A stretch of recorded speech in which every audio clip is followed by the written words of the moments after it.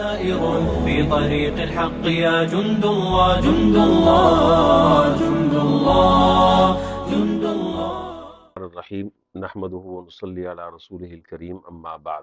الحمدللہ رمضان شروع ہوتے ہی یہ منظر ہم سب دیکھتے ہیں دن و رات کہ مسجدیں ماشاءاللہ آباد ہیں، مسجد کی ہر صفیں بھری ہوئی ہیں اور ہر جگہ قرآن کریم کی تلاوت کا روح پرور منظر نظر آتا ہے۔ لیکن ایک سوال ایسا ذہن میں آتا ہے جو دل کو چبھتا ہے، یہ ساری کی ساری چیزیں دیکھنے کے ساتھ ساتھ کیا ہمارے بازار بھی دیانت سے آباد ہیں؟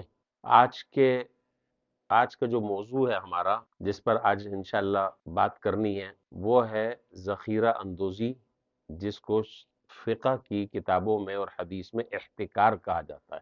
اردو میں اس کو کہتے ہیں ذخیرہ اندوزی۔ تو ذخیرہ اندوزی ہمارے ہاں ایک معاشرتی جرم بن چکا ہے اور یہ روحانی تباہی اور روحانی بربادی کی پہلی سیڑھی ہے۔ آج کے حالات میں جب مہنگائی کا جن بے قابو ہو چکا ہے اور بے روزگاری اور معاشی وبا نے عام آدمی کی کمر پہلے سے توڑ رکھی ہے، اگر کوئی شخص ان حالات میں بھی جو ضرورت کی اشیاء ہیں یا جن کو ہم غذائی ضرورت کہتے ہیں، ان غذائی ضرورت کو اگر روک لے اور اس کی مصنوعی قلت پیدا کر دے تو یہ صرف کاروبار نہیں ہے بلکہ یہ ظلم بن جاتا ہے، اور شریعت اس ظلم کو کہتی ہے احتکار۔ تو حضرات فقہاء کرام کے نزدیک ضروری اشیاء یا غذائی اشیاء کو اس نیت سے روک لیا جائے کہ جب قیمت بڑھے گی مارکیٹ میں تو میں اپنی اسٹور کی ہوئی چیزوں کو مارکیٹ میں لاؤں گا اور مہنگے داموں فروخت کروں گا۔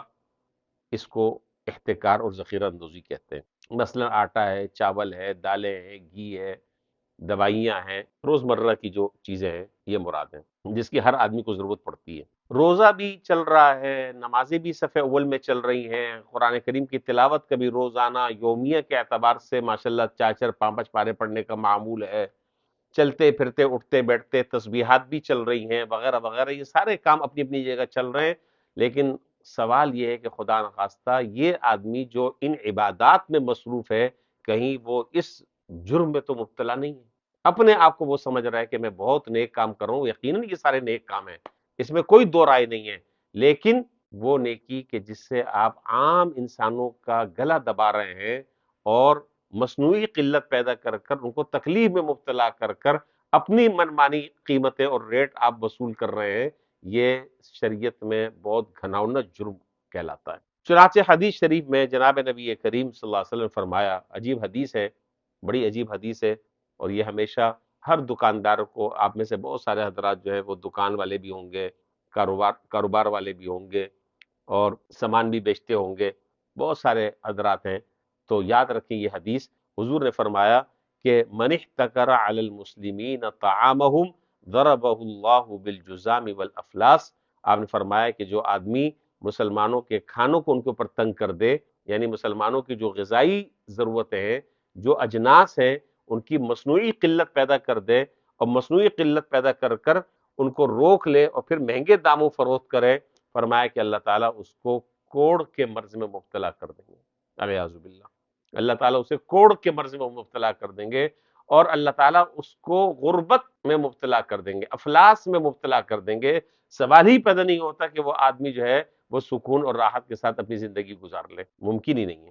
اور ہمارے ہاں کیا ہے، موجودہ حالات میں اگر ہم اپنا جائزہ لیں، عجیب حالات ہیں، بتاتے ہوئے بھی بڑی شرم آتی ہے۔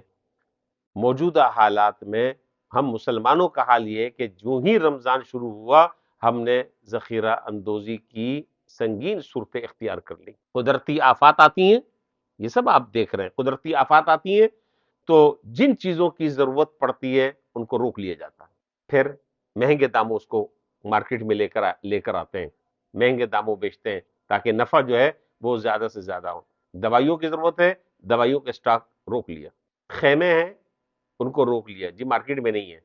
کیوں نہیں ہے؟ ہفتہ 10 دن کا پتہ چلا کہ جی اب آ رہا ہے، چونکہ وہ مصنوعی قلت پیدا کر کر اب اس کو مہنگے داموں جو ہے وہ مارکیٹ میں لے کر آ رہے ہیں۔ یہ بہت بڑا ظلم ہے اور ایسا ظلم ہے جو ناقابل معافی جرم ہے، یہ معاف ہونے والا جرم نہیں ہے۔ یہ طرز عمل جو ہے جہاں یہ ظلم ہے وہاں یہ کمزور طبقے کے لیے یہ عذاب بن جاتا ہے۔ رمضان تو رحمت کا اور ہمدردی کا مہینہ ہے، اس رمضان کے مہینے کو تو کہا گیا ہے شہر المواسات، یہ غمخواری کا مہینہ ہے، یہ خیرخواہی کا مہینہ ہے، یہ سخاوت کا مہینہ ہے۔ شریعت یہ نہیں کہتی کہ آپ رمضان میں جو ہے وہ تجارت نہ کریں، شریعت نہیں کہتی، شریعت نہیں یہ کہتی کہ آپ مارکیٹ میں سامان بیچیں اور نفع نہ لیں، بالکل نہیں کہتی شریعت۔ شریعت کہتی کہ آپ تجارت ضرور کریں، آپ ضرور نفع لیں، لیکن اعتدال کے ساتھ، حق تلفی نہ ہو کسی کی۔ اسی طریقے سے روزہ ہمیں سکھاتا ہے کہ بھوک کیا ہوتی ہے، لیکن کتنی عجیب بات ہے کہ اگر ہم روزہ رکھ کر دوسروں کی بھوک بڑھا دیں اور دوسروں کو پریشانی میں مبتلا کر دیں تو پھر اس روزے کا میرے کیا فائدہ؟ یہ چیزیں ہمیں سمجھنی چاہیے۔ یاد رکھیے، حرام منافع اور حرام خوری یہ کبھی بابرکت نہیں ہو سکتی۔ یہ لوگوں کی، غریبوں کی یہ بد دعائیں اور آہیں اس آدمی کو مل تو سکتی ہیں، لیکن راحت، چین، سکون، عافیت، برکت اللہ تعالیٰ ایسے آدمی سے اٹھا لیتے ہیں۔ تو معلوم یہ ہوا کہ رمضان کے مہینے میں ہم لوگوں کو اس کا بہت زیادہ اہتمام کرنا چاہیے کہ جو آدمی جس چیز کی بھی دکان ہے اور وہ جو چیز بھی بیچ رہا ہے، رمضان میں اپنے مسلمان بھائیوں کے ساتھ خیرخواہی کا معاملہ کیا جائے، اپنا نفع کم رکھ دیں، کم چیز میں اللہ تعالیٰ برکت ڈال دیتے۔ ضروری نہیں ہے کہ چیز بہت زیادہ ہو، چیز بہت زیادہ ہو تو اس میں برکت ہوگی، نہیں، کثرت اور چیز ہے اور برکت اور چیز ہے۔ کثرت میں برکت ہو کوئی ضروری نہیں ہے، لیکن تھوڑی سی چیز میں اللہ تعالیٰ برکت ڈال دے، یہ اللہ کا فضل ہے۔ تو اس لیے ہمیں رمضان کے مہینے میں کم سے کم اپنے مسلمان بھائیوں کا خیال کرنا چاہیے، ان کے ساتھ غمخواری کا اور ہمدردی کا مظاہرہ کرنا چاہیے، اور چیزوں کو بہت زیادہ گرانی کے ساتھ اور مہنگائی کے ساتھ ہمیں چیزوں کو نہیں بیچنا چاہیے۔ جب ہم دوسروں کا بھلا سوچیں گے تو انشاءاللہ اللہ تعالیٰ ہمارے لیے بھی آسانی کا راستہ پیدا فرمائیں گے، اور اللہ ہماری بھی جان اور مال کی حفاظت فرمائیں گے، اور مال میں اللہ تعالیٰ برکت عطا فرمائیں گے۔ اللہ تعالیٰ ہمیں صحیح طریقے سے ان چیزوں کے سمجھنے کی توفیق عطا فرمائے۔ سائر في طريق الحق يا جند الله، جند الله،